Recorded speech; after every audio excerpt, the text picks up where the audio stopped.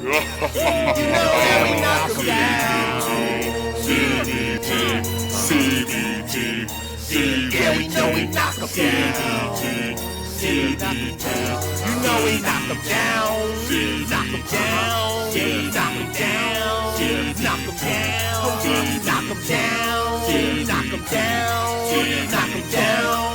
Knock 'em down. Knock 'em down. Yeah, knock 'em down. Yeah, knock 'em down.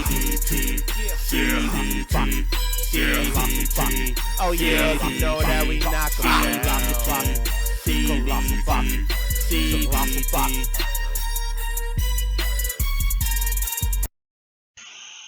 What up, YouTube? It's your boy Big Cool coming to you from Colossal Boxing Talk.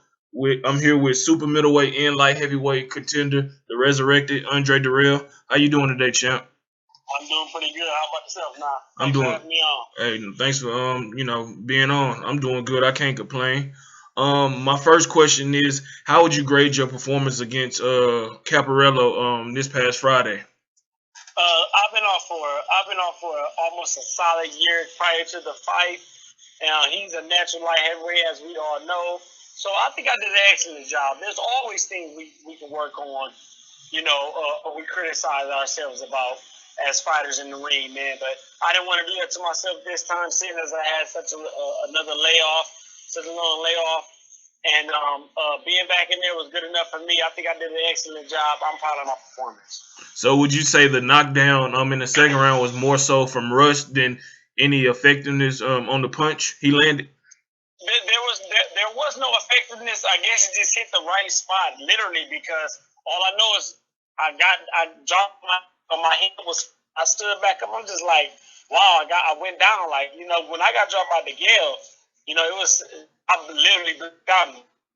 Like, but when you kind of breaking up, champ. I'm sorry. Can you hear me? You kind of going in and out. Okay, give me a second. All right. How about now? Tell me when you got me. Yeah, I hear you good.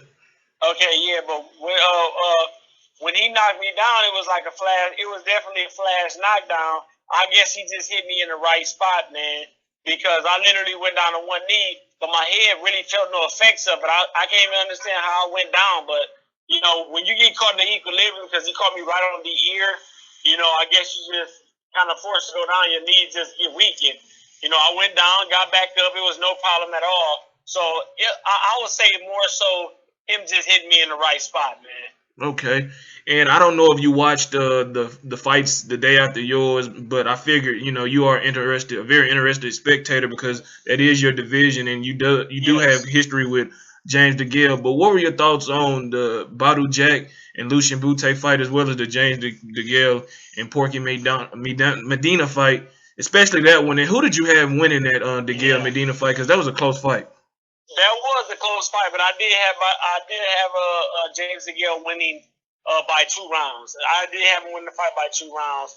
It could have won the split decision. But the punches Degale was landing was nothing short of. They were beautiful shots, man. Uppercuts right up the middle.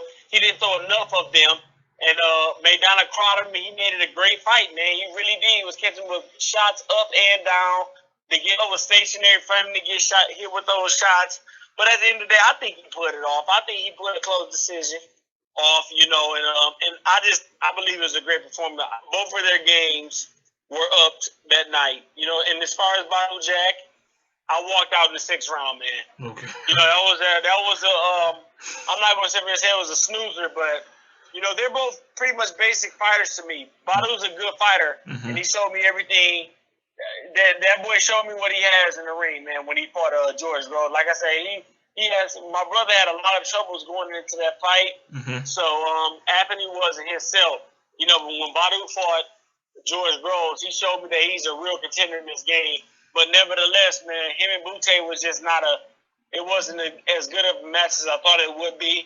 But Badu Jack definitely won the fight, though. I don't see how they robbed him from that. I walked off after the 6th round because the fight was just going so, mediocre, really.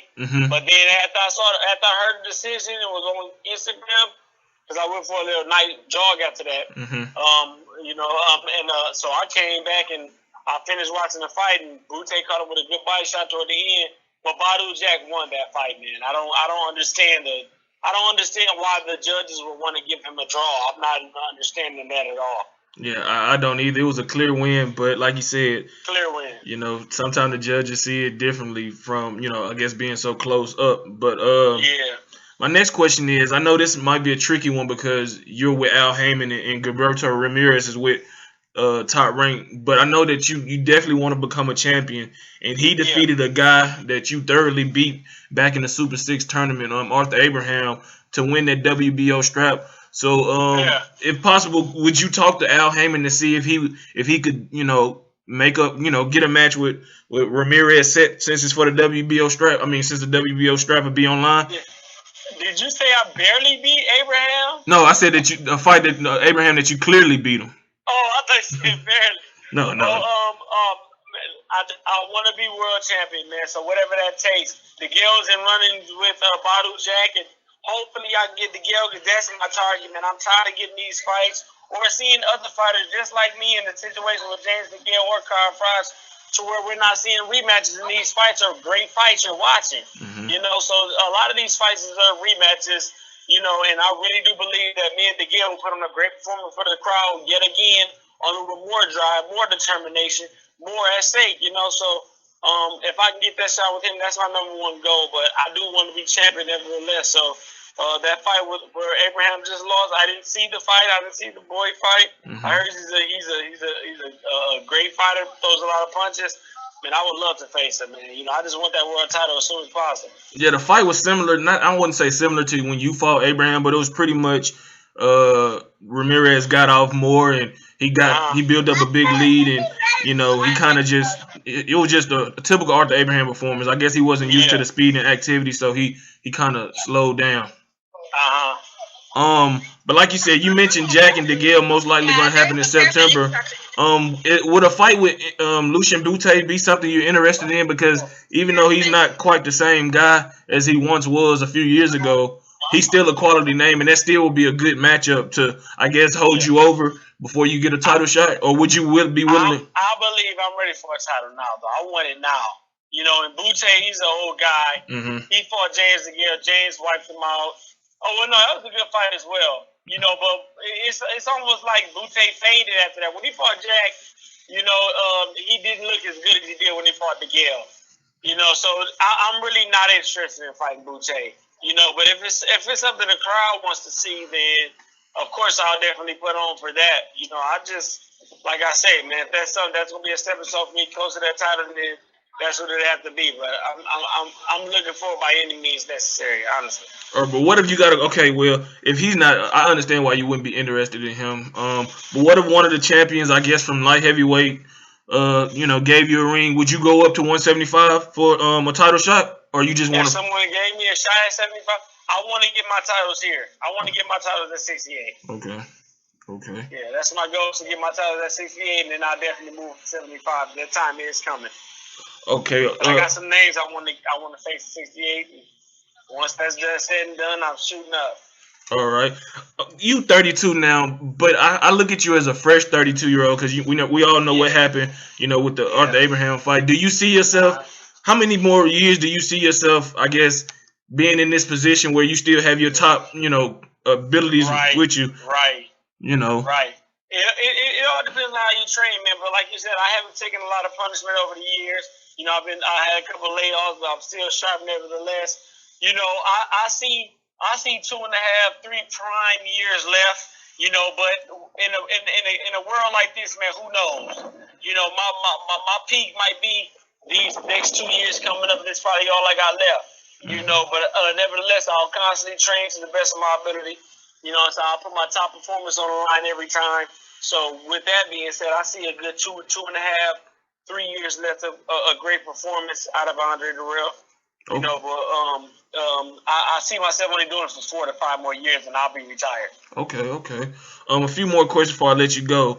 A lot of people know you, because you're a very talented boxer, Olympic bronze medalist. A lot of people don't know you outside of boxing, you know, because you keep a low profile. So could you tell some of your fans something they may not know about you, whether it's a hidden talent or something that, you know, may shock your fans? I really don't, man. I'm a typical guy, man. I'm a family man, very much family oriented, man. I was in gymnastics in school. I wrestled in school. There's nothing. It's nothing really. I'm literally just an average run-of-the-mill guy, you know, outside of boxing, man. I consider myself very talented, so I focus on boxing and training more than anything, man. So I really don't have any hidden talents, man. I got one thing that I might discuss some people, but you know, as far as talents, no. Yeah. Anytime I take a bath or a shower, I never wash my feet. Like, I never wash my feet. So, like, if I'm in the shower, suds will go down on my feet, but that's it. I never wash them. You know, I don't wash them in the tub. I don't wash them in the shower. You know what I'm saying? That's the only thing, man. That's the only awkward thing about me. Well, that is pretty nasty, and I say it in a respectful way, but yeah. But could you give my he one of your biggest fans, my best friend, Travion Smith, a shout out, as well as Colossal Boxing Talk before you get out of here? Hey, Travion, man, you got a good friend in Colossal Boxing, man. He wanted me to shout you out. I'm doing just that, my man. All the love and peace in the world, baby. Hey, and let your fans know where they can reach you at. You know, before you wrap it up. Yeah, Andre Dirrell on Instagram, Andre Dirrell on Facebook, Andre Dirrell on Twitter. Even though I'm never on Twitter, you know, but Andre Dirrell on Instagram. That's my spot, man. Y'all see a lot of motivational things being posted. Y'all see a lot of me pushing myself. I'm gonna tell a story through my Instagram from this point on, especially now that we got the whole minute. So y'all make sure y'all follow, and I guarantee y'all enjoy what you see. Hey, man, thank you, man. We appreciate you constantly giving us interviews, man, and taking the time out of your busy schedule. We at Colossal Boxing Talk support not only you but your brother, and we wish you two the best going forward, and hopefully you get that championship that you've been. I will. Hey, no doubt about it. I will. Hey, you take it easy, man. Enjoy it. You too. All right. Peace. Yeah, take care. Peace. There it is. Just wrapped up the interview with super middleweight and light heavyweight contender, the resurrected Andre Dirrell. He's looking for a rematch with James Degale, and that's what it is. Like this video, subscribe to the channel, leave your comments in the comment section below. Let me know what you thought about this interview, and who would you like to see Andre face next. Until next time, I'm out. Peace.